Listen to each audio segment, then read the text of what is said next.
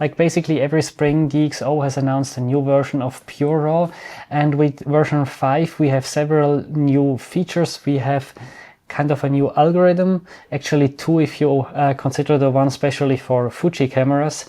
Then we have the ability to work with layers, which is really cool. So you can now work locally, both for the sharpening and for the denoising, not only globally. And I will demonstrate this to you afterwards. You have the ability to set up presets, and overall the whole interface was slightly modified. So in this video I want to show you how these different functions work, how I apply them for wildlife photography, how the results look like, and of course in the end answer the tricky question whether the upgrade is worth it for you or not.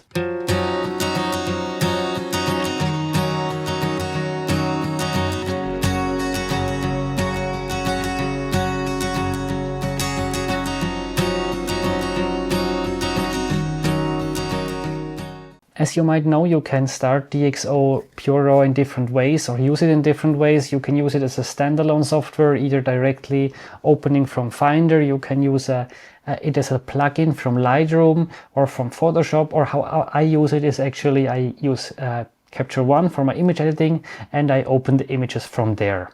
I'm using this image of Cold Tit because it was taken with a Micro Four Thirds camera with the OM1 Mark II at 8000 ISO, so there's quite some noise. Now I have basically the same as in DXO PureRAW 4, two buttons here. I have process and process with preview. If I go on process, I can just define basically my settings here. I want to quickly go through this. So there is this new Deep Prime 3 algorithm, which I would not necessarily use because it's a bit faster, but the quality from what I've seen with the few images that I actually used it, I didn't like it, so I went back to the old Deep Prime XD2S, which gives a bit more details. Then you have the luminance noise reduction slider. You have here this force detail slider and then the lens corrections. I usually just use the lens sharpness, and most of the time I also had this turned off because even if I used the soft one, I found this already to be too strong. However, now in DXO PureRAW 5 we can fine-tune this and go to an even lower setting. And what you can do if you make maybe some tests or you use the preview function and you find a setting that you really like, you can basically save this setting. As you can see, I already have a preset here, OM1 and 100 to 400. So I have quite some forcing of the details, luminance reduction, and I could increase the sharpness a bit. I click on apply, and then below here I can set the output format where it should be saved, the file renaming, and important for me that it should be exported into Capture One. I click on apply and on process now. I need to click on use unique names because I already did this before and I don't want to override my old file. And now it will take between 10 and 15 seconds. This might also depend on your computer. With the new MacBook it will obviously be a lot faster than with mine. And now I will go to Capture One here. I will just add this image to the catalog. And if we now compare the original RAW file with the one that just came out of DXO PureRAW 5, I think I don't need to talk about how clear the difference is.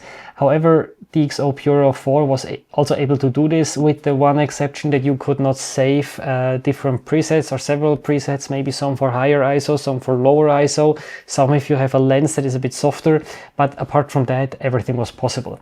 So what I want to show you now is something that you could not do in DXO PureRAW 4, and this is working with masks. So I will once again open the image in DXO PureRAW 5. And now, in order to work with the masks, I cannot click on process, but I need to click on process with preview. And basically now I will keep like the main sliders pretty similar, but I will start drawing a mask here. And I can start by just changing a bit the size, the opacity and everything of this brush. And then I will start drawing a mask more or less around the tit. I can also like go to a lower opacity and a lower size, smaller size for the small branch where the tit sits on, because this doesn't need to have so many details. If I'm happy with my selection, I can also do a selection, or I can first maybe change the settings. So I will increase the force details, reduce the luminance noise reduction, and increase the sharpening a bit. And I can easily increase it even more. I can just duplicate this layer mask if I want, and now I can invert it, which is this button here, and now I have one for the background. What I can do now is basically go to the erasing brush and erase for sure the main parts of the tit, and maybe with a bit kind of softer brush also a bit the parts around the tit, just to be on the safe side, because I don't want that there's too much noise reduction there. I rather prefer to have a bit more noise but not lose too many details. So I will just quickly draw over this, maybe also go over the stem here. I can also zoom in to 100% if this makes my job a bit easier. It's for some reason sometimes kind of bugging at the zoom stage. I think this is still maybe an issue with this early version, and now I could do a more fine selection here if needed. The only thing now, I cannot go bigger than 250 pixels, and somehow the 250 pixels, they are not relative to the image size. So if I zoom in, my brush gets smaller, which is kind of weird, but okay. I will zoom back out. And in the second layer mask here, which is the background, and I could also rename it if I want to, but I didn't really see the point of that.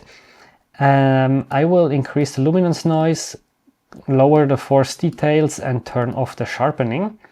And then I would say that I just click on process now, and we will see in another 15 to 20 seconds. This takes a tiny bit longer if you work with layer masks, but now we will see if it really helped to actually improve the image, because obviously it took me a bit more time to do that. If we now compare the result that we got before with the one that we got now, I think it's quite obvious. I hope that you guys see this as well on YouTube, that the new result is better. We have indeed more details in the feathers. I don't see more noise in the feathers, because this is often, you don't see the noise so easily in the parts of the image where you have a lot of details. You see it more in these out of focus areas. And I'm quite happy with the result here. I mean, given that this was a Micro Four Thirds camera at 8000 ISO, that's quite impressive. And on the background, we also have less noise. Of course, we see a bit of transition where I was not painting very carefully. And this is already maybe my biggest critique, or the thing I didn't like. I was hoping that we have some AI masking tools like we have it in Capture One, in Lightroom, and also in Topaz, which is kind of a competitor of DXO PureRAW. So in the end, I'm not really sure for how many people the upgrade is actually worth it. If you don't want to spend too much time with the post-processing, and you don't want to go into these local adjustments in DXO PureRAW, which are still a bit annoying because you don't have this AI masking, then I think it's probably not worth it for you. Just stick with DXO PureRAW 4 and save the money, because I think the presets alone are not enough. And this algorithm, the other one, this D Prime 3, that is slightly faster, you lose details. And I mean, you can also batch process 20 images, and if each image takes 5 seconds longer, in the end it's still like 1.5 minutes more that you wait, and you can do something else in this time. So this would not be so important for me. However, if you really want to get the most out of the images, you have some more extreme situations, like this example of shooting 8000 ISO with a lens that was not the very sharpest on a Micro Four Thirds system, or using my full frame camera at 20,000 ISO and above, and maybe having heat haze at the same time, like situations that are really demanding, and you are willing for these situations to put a bit more effort and do these local adjustments, then I think it might be worth it. And I would anyway recommend to you to just download the free trial. I linked it below. Test it, see if it's worth it for you or not. If you don't have DXO PureRAW at all, I would really have a look at the software. Version 5 is definitely better than version 4. So if you don't have it at all, anyway, it makes sense to buy the version 5. And at the moment, there is a nice offer. If you use the coupon code Easter20, you get 20% off over Easter 2025. If you miss this window, I also put a personal coupon code below that gives you a little bit less percentage off, but it might still be a nice deal for you.